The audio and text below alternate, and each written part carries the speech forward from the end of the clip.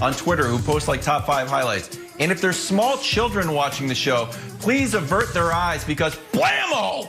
Oh my goodness, this is one of the most violent blocks I have ever seen. This starts to look more like a volleyball game. Boom! Spike looking like St. John Smith on the beach volleyball tour. Fantastic job, Kane Henry, Jacksonville State. Blammo!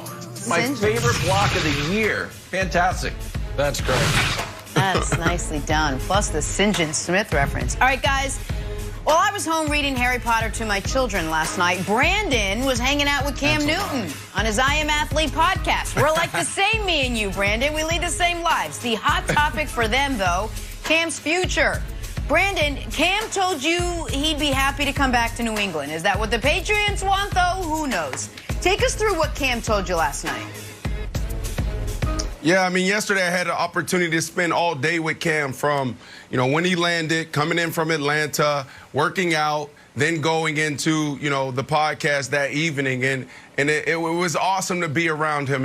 Everything that we talked about early on in the year and the things that were coming out from New England as far as him being the first one in, last one out, how everyone loves him. He was a great leader. Like, you could see it right away. But there was 3 things that I wanted to get to, and I was really intentional with this when I sat down with him. And I think everybody wanted to hear is like, what the hell happened, Cam? Pre-COVID, we're talking about, Wiles, you're the one that asked the question. I think it was week 3. Should New England be considering extending him? Like, that was a debate on this very show. So pre-COVID, first game of the season against the Miami Dolphins, 15 rushes, 75 yards. He didn't have his legs under him, but he looked like, oh, wow, like this looks like the old Cam. And then the second week, he goes out to Seattle, Sunday Night Football. Our guys calling the game. He throws for 397 yards. And it comes down to the very end. They do a quarterback sweep left. He doesn't get it, gets stuffed. And then there's this whole debate about did Josh McDaniels call the right call. He stands on the podium, stands up for him. And so, like, that's where we were. Then all of a sudden you get hit with COVID-19. And then it seems like the wheels fell off. So that was one of the things that I wanted to hear from him, like what happened. The other thing was what's next. And then the last thing is what's going on with the shoulder. Reports coming out like, are you declining? Are you done? So the very first thing is when you talk about COVID, he just said, like, New England don't stop. Like the Patriot way, everything we talk about is like when I came back, new terminology, new game plan. He's like, when I get out there before, white 80, and he's at the line, it's clicking. He feels good about it. And then when he came back, it's like white 80, what the heck's going on, and not really feeling comfortable in the system. And he started talking about, and I think these things came out, as far as needing that time and giving himself that time, not coming in thinking that, oh, yeah, I can be Superman in the classroom. So that's what that was really telling for me. And then as far as what next, I'm like, can you see yourself going back to New England? And he's like, yeah, absolutely, loved it. But he was really, I would say, vulnerable and really, he pulled back the curtain on the New England way. He pushed back on certain things. And it was interesting to see him talk about Bill Belichick, talk about Josh McDaniel, talk about the Patriot way, talking about, how do you go from 20 years being in one system with the GOAT, Tom Brady, and then insert me and then try to do that. So it was really interesting. And the whole arm thing, Kevin, he feels like it comes down to understanding the offense, and it was more mental than physical. Him understanding he was playing bad and about to be taken out. So awesome time with Cam. A lot we learned. Okay, so I can't tell. First of all, I'm going to watch the heck out of this podcast. I'm going to watch it on YouTube, and then I'm going to listen to it at the same time. That's how excited I am. And just to have, it's going to be a surround sound experience for me. Of course you are. That's your team. This is what I'm confused about the whole thing, Nick. The guy was benched a few times. He had 4 games where he threw under 100 yards. He had threw for 8 interceptions. Just for the record, that's fewer than Dak Prescott. And overall, like, I get it that he was new in the system, but like, so was Justin Herbert. They weren't running the Oregon system, and he did fine. And then the eye test wise, Nick, I got 2 issues. Sometimes the balls are just coming out and like landing on the ground. He just doesn't look great. And then other times it's like this Texans play, if we can show, it's like, oh, Cam still's got it. I mean, granted, the throw looks a little laborious. That's what I'm confused by. So there's a lot of other options out there. quarterback-wise, and it just seems I can't put a finger on it. Like, do I want Cam to be my starting quarterback? So you're our resident GM. You can make the call for me. I don't know, Wilds, that I agree with you that right now there are a lot of other options out there.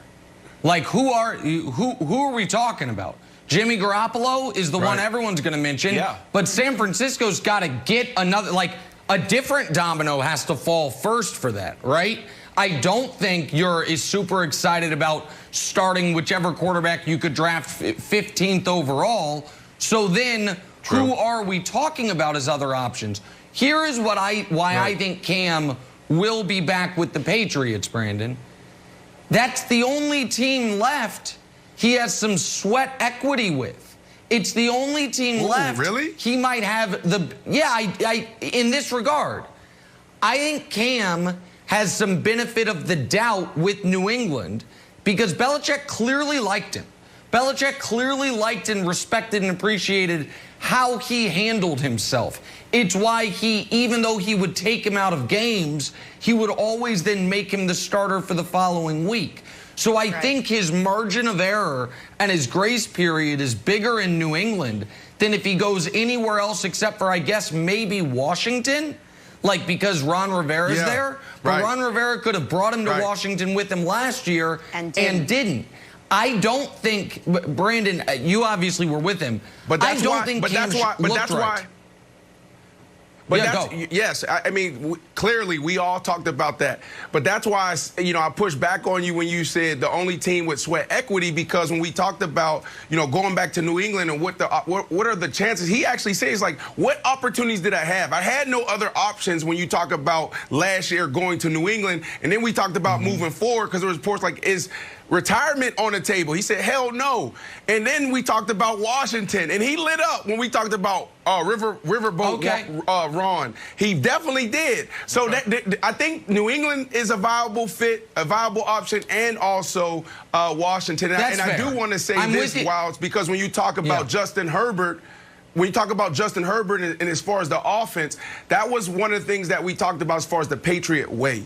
Yeah, I had Fred Taylor, who was also sitting there. He was a part of the Patriot way. You had Ocho Cinco, your guy was out there. He was a part of the Patriot way. So we start diving into how complex this offense is. I had Josh McDaniels as my head coach in Denver, and I had to tell those guys I had the Patriot way, and they told me I didn't. But I'm like, look, I understand, I get it. If you go 11 personnel, you go 11 personnel for most teams. Like, hey, 11 personnel. We got Brandon Marshall, Eddie Royal, we got Tony Scheffler, and we got Brandon Stokely, and we got a running back. That's it.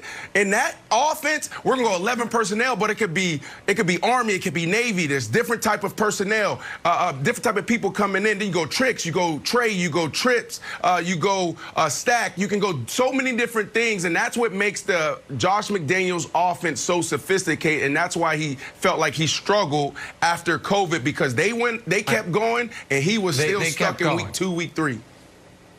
But, and just from the outside looking in, it looked like the other reason he struggled post-COVID is it looked like it was painful to throw the ball down the field. Yeah, that Texans play notwithstanding. But, Brandon, you're absolutely right about Washington. The point I'm making is, for instance, Chicago needs a quarterback. If Cam looks the exact same during the offseason for New England as he would for Chicago, I think the benefit of the doubt with New England is greater because he has built those relationships, because the coaching staff knows him, because they appreciate how he handled himself. And I think it's important that he goes somewhere where he is going to have a margin for error.